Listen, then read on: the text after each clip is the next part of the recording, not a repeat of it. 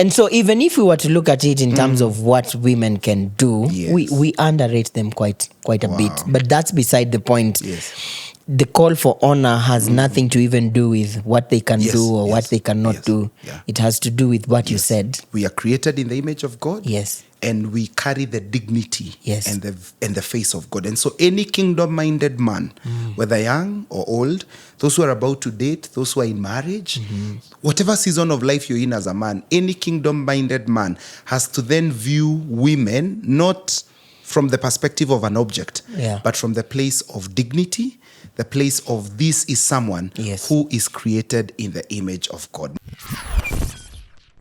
Hey there, welcome to The Anchored Man. My name is Brother Kim, Baba Gabi, husband of Grace. Na unaitwa nani? My name is Mr. Cole. Hey.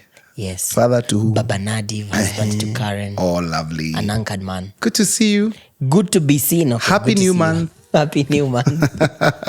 What's cooking this month? I'm hearing women have been celebrating. Women power. Women run the world. Tunataka power. Wewe si mtu mzuri. Please do your opening remarks. No, we are celebrating women. Yes, Sunday was International Women's Day. Lovely. We hope all women were celebrated. Yes. Belated Happy International Women's Day. Lovely. To all the women who are listening to this by chance. Yes. And please, when you listen in, share with your husband, with your brothers, and everybody around you. Yeah. Tell them, at The Anchored Man, we honor women. And actually, this month, Pastor Cole, we will be talking about men who honor women. Amazing. And we want to just set this kingdom standard to encourage anchored men to honor women. It's to encourage them, to remind them, but just also to build up a biblical foundation. Because again, when men hear this whole issue of respect, honor, you know, they may start wondering, sasa tunakaliwa? Are we being sat on? Not being translated? Or what's happening? So I don't know what comes to mind when you hear that topic, men who honor women, and then we dive into the biblical foundation of that. I find that very appropriate in the context that we are in, especially because more and more we see the whole concept of honor really weakening in our day and time. Yes. And not even just to women, but across society. Yes. The honor that used to be there of the older people, parents, the elderly, is fading off. True. And now we find ourselves in spaces where you actually have to earn my respect. For example, when we were growing up, I remember in school we would be told, when an old person passes by, you stand. For instance, or even in a matatu, or when you see them with a bike, you push it for them. Wow. And you didn't need to know them. They didn't need to do anything special. We would just accord that honor because of who they were. Yeah. But now we find ourselves in spaces where there's actually, you have to earn my honor. If you do things that I don't like, I don't honor you. It doesn't matter how old you are or who you are. Moving on. Or what your status is. And we've seen a lot of that even in our political space. Yes. We've seen a lot of that. I don't want to call it dishonor, but it is really the opposite of that. Yes. Where when we don't agree with people or they do things that do not represent us, it becomes easy to express dishonor in how we talk to them and so on and so forth. And particularly when it even comes to the issue of women. Our society teaches us to objectify women. True. The rubber meets the road. Yes. You view them as an object. As an object. And so even our interactions mirror that. Women are to be, kaliwad. Their places in the kitchen. Yes. I was being told of a story of a man who has never shared a meal with a wife. Why? She cooks, serves, go eats in the kitchen. Oh, wow. And this is husband and wife. Okay. Can you imagine? So I'm like, so in honor, is dishonor? Which one is which one? Yeah. Yeah. But as we call men to order and as we set the kingdom standard, you see, the world would say respect. The world would say equality, equity. And of course, we are in the days where women have also become very empowered. Yep. The girl child. So everybody knows their rights. Yes. And of course, they keep saying what a man can do. A woman can do better. Ah, my goodness. Look at them driving the earth movers. And men are just in their pro box. Did I just say that? Oh my God. I'm sorry, man. But yeah, you can tell the competition is quite unhealthy. The opportunities. You look at, for example, the gender affirmative action, Yes. maybe from the UN and the world, Yeah. budgets are being set aside Yes. to uphold the girl child and women. And so men feel, oh, these people deserve our honor and respect. No, we can't. Actually, it is them to first respect us and honor us before we turn it around. But Yeah. just to build a kingdom foundation, this is the starting point, that any biblical understanding of how men should treat women Yeah. should be anchored on this one truth. And I quote Genesis 1:27, and I read, "So God created mankind in his own image. In the image of God, he created them. Male and female, he created them." And so for you and I, for example, myself, for me to honor Grace and for you to honor Karen, your biblical foundation has to first agree that this is not an object. Yes. This is not a lesser being that came out of my rib. And so I can dance on them and do whatever I want, mistreat them.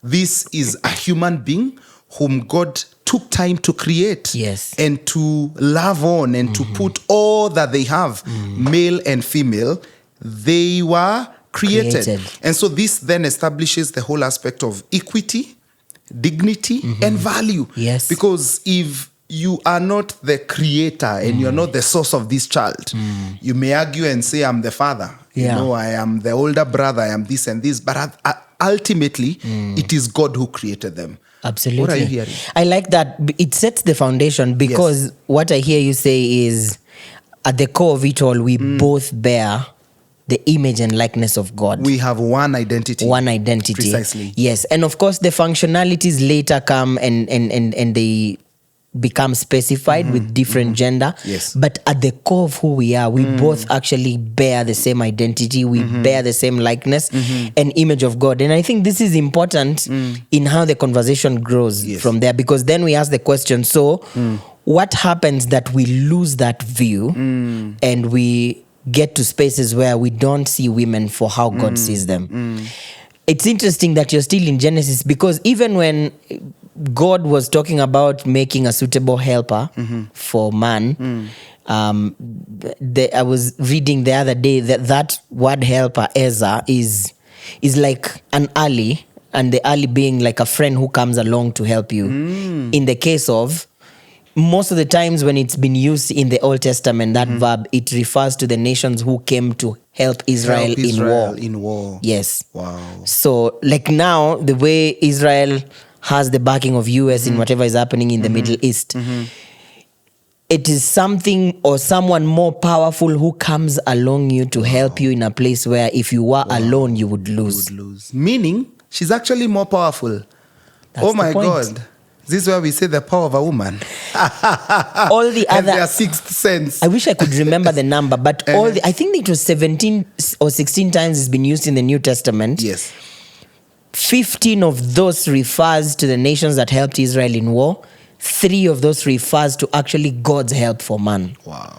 That's actually how important and significant like a spouse is in your life. She's my helper. Yes. So she's not coming because she's weak. No, she's not. She's coming because she has everything that it takes for actually to her to do that job even way better. And if you want to know how strong they are, tell me. It seems you have a secret. Hapana, si a secret. But look around. Yes. How many widowers do you know? Quite a number. Quite a number. Yeah. But for the men, you may not actually know as many as the widows as women. Yes. And for widowers I know few. Yes. But for the widows, quite a number. There are very many that's called widows. A senior moment. It is. Yeah. I was still trying to adjust. Normally, even from a psychological point of view, they say when a wife dies faster or earlier. Yes, earlier. Yeah, men are quite destabilized. Either he will marry very fast. Yes. Or if he chooses to remain, very few actually stay for a long time. Oh my goodness. And even you'll see sometimes for those who are married, when your wife goes, shall go for a week. Trouble. They too chanza kupiga simu. Yes. When are you people how coming long back? was this? Yes.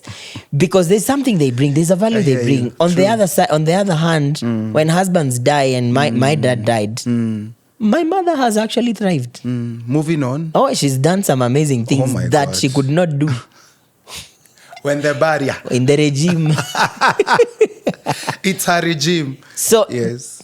And so even if we were to look at it in terms of what women can do, Yes. we underrate them quite a bit. But that's beside the point. Yes.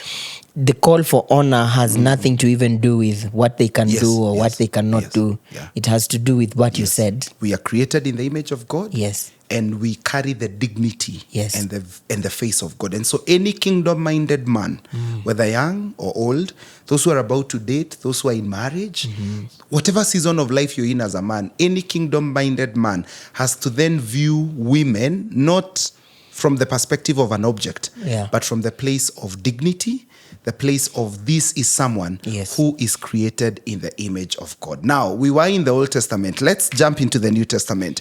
Where do we see women being honored? Now, this is where the council is watching.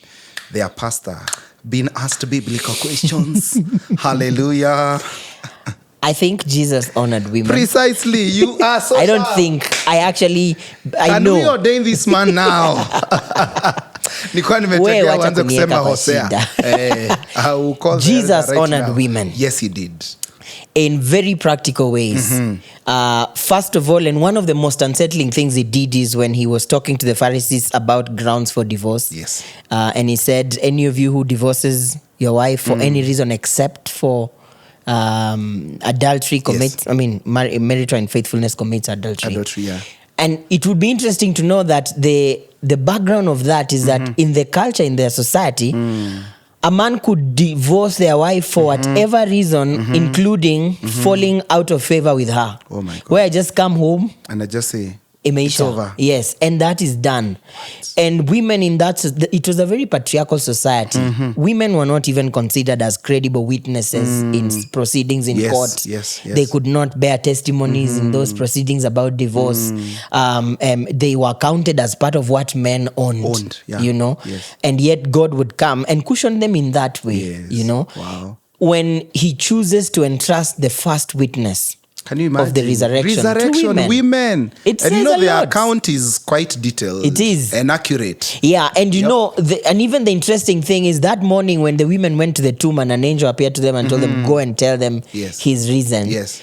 When the guards realized what had happened, they went to the governor and the governor gave them money and he told them, go and say the disciples have stolen Keep quiet. the body. So there are two reports this morning. This patriarchal society needs to make a choice. Wow. Whether we will believe the report of the men that the body has been stolen by the disciples, or we take the report of women. And in any case, they were not credible witnesses. Yes. And I find this is Jesus intentionally actually honoring women them and giving them a space and a voice. Yeah, when he defends this woman who was caught in adultery. And calls her daughter. Yes. I also don't condemn you. I'm also reminded when he spoke publicly to the Samaritan woman at the well. Yeah. Remember, this is one who is ostracized by society. Yes, She's rejected yes. by even the very own women, like you husband snatcher. But anyway, he comes and they're having this conversation and the disciples are like, has the master eaten? Spends time. And he's like, my food is doing the will of the Father. And they're like, who gave you food? Who are you with? This Samaritan Bombastic woman. side eye. Bombastic side eye just flows there. Yeah. And so, men, what we are introducing to us is just a biblical and a kingdom foundation and standard. Because the world would say, treat her as an object. The world would say she has no voice. She can't even own a property. She can't even bear witness. Like whenever, even I'm told in some parts of this nation, whenever a husband dies, some have even been asked to leave. Oh, yes. And you're told leave the inheritance to the brothers and the children. And so as kingdom-minded men in this month of March, we want to remind you from Genesis, that lady you live with, that lady that you want to date, those daughters that God has given you an opportunity to raise. My goodness, I'm raising two beautiful ones. Hallelujah. Pastor Cole. Yes. You better talk to me well. I will. You will find a sign of We'll find an Mbwakali. arrangement. You know, we need to make an arrangement.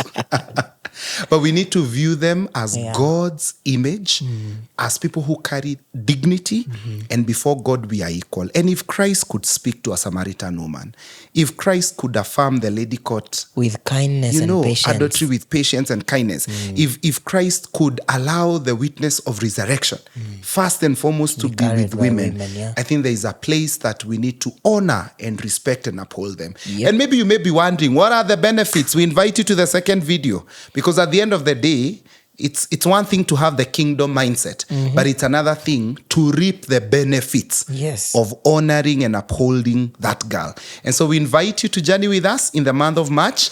Pastor Cole and I are ready for you. God bless you. This is The Anchored Man. See you later. Bye-bye. Ciao.